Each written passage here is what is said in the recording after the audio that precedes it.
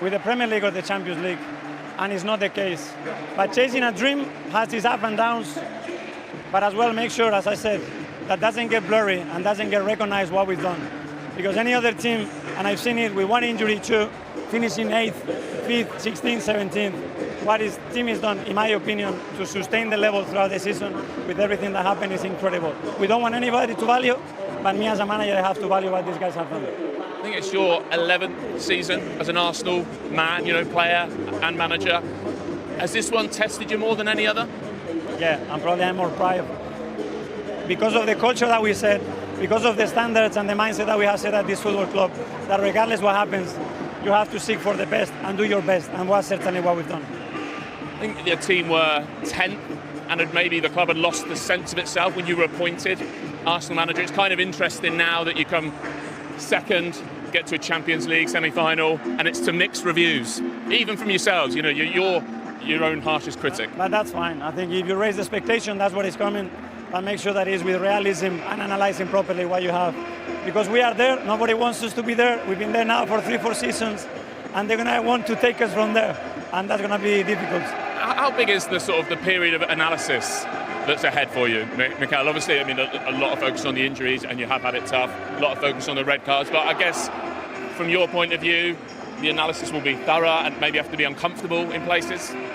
Yeah, like always, nothing different to any season. How big is the summer ahead then, Mikel?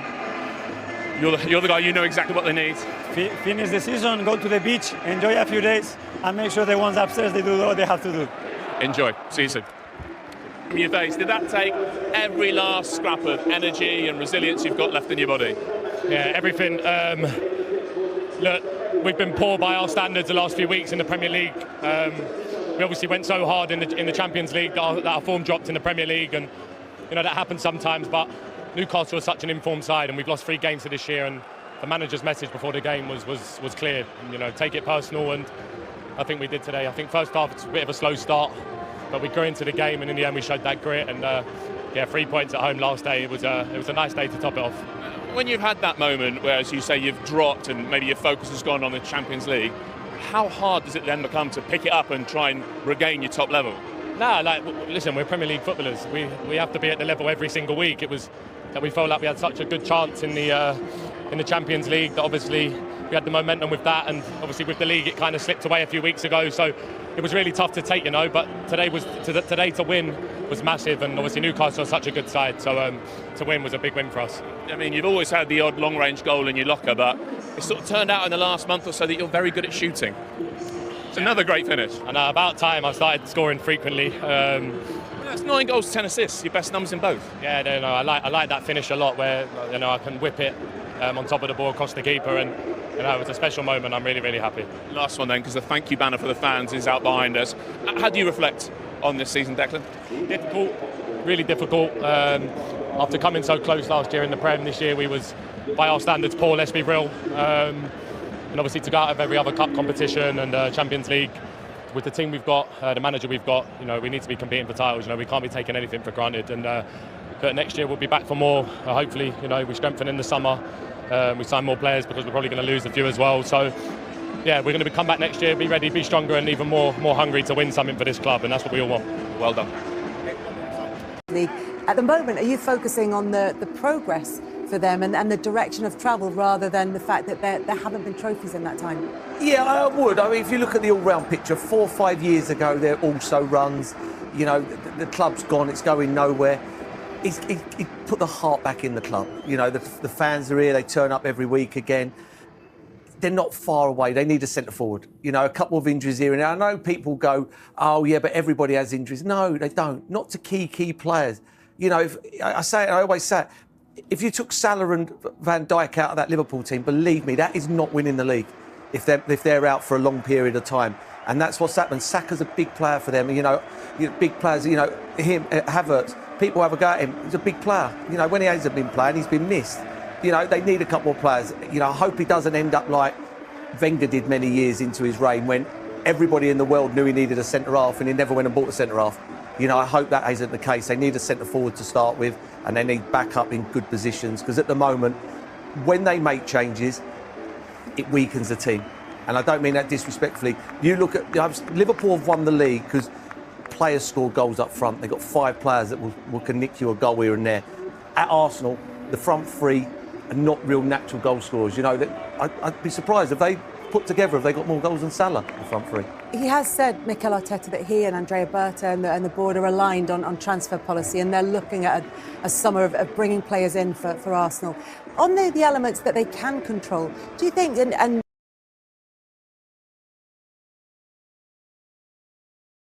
that to a certain extent, Les, they can control a bit more? You know, you have to look at the injuries, the state of the injuries that they're getting. If people are getting the same injuries and you're doing something wrong in training, you know, the point you made about they need a centre forward. I think we've been saying that for a few years now. Arsenal, that you need a centre forward. So this is not last year's problem. This is the year before's problem, and you still haven't solved it. You know, I find it hard to understand where you've got a Lewis Skelly and you've got Ranieri, who young players coming through the system, but you don't have a centre forward at Arsenal that can go in and play 3 or 4 games and might get a run like they've had. They sold the Ladlers, didn't they, to Man United? The young kid went to Man United. He went to Man. I think they had big hopes for him, and he chose to go Man United instead. I mean, but you're still right. I still think it's not just one centre forward. I think they need to. There's a saying in life: you keep on doing the same things, you get over and over again, you get the same results. It's insanity.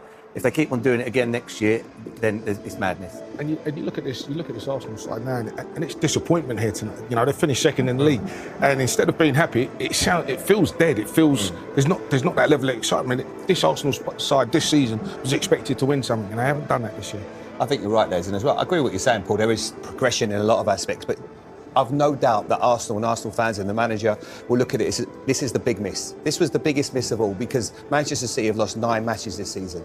And for you, at the start of the year, if someone said that was going to happen, if it was only one contender, it has to be Arsenal. And for them to not be as close to Liverpool as what they've been, to some of the performances haven't been good enough, over-reliant on set pieces, not enough quality at times. And Paul's right, they need a killer in front of the goal. The only one that you would say, Liverpool have 4 of them.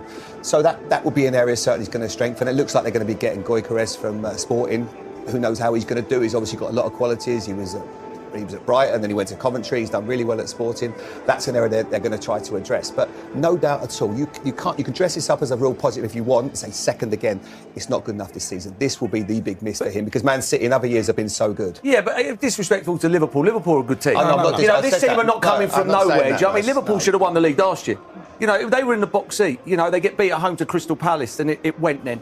You know, they're a good team. It's not like they've won it on. I've said that. Yeah, but it's not like they've won it on 60 or 70 points. They've been brilliant. But to not be as close to them, that's what I'm saying, Paul. But I'm not saying it's very hard though, James. When you get it's very hard when you're juggling Champions League and that. You know, they had that big game against Real Madrid. So were Liverpool. Yeah, Liverpool went out. You know, but they'd already Arsenal were chasing them at the time, and then they sort of threw their eggs into one basket, and then it was PSG, because you're thinking they beat PSG, they're going to win the Champions League, you know, just beat Real Madrid. But Real Madrid wasn't as good as what everybody thought they were.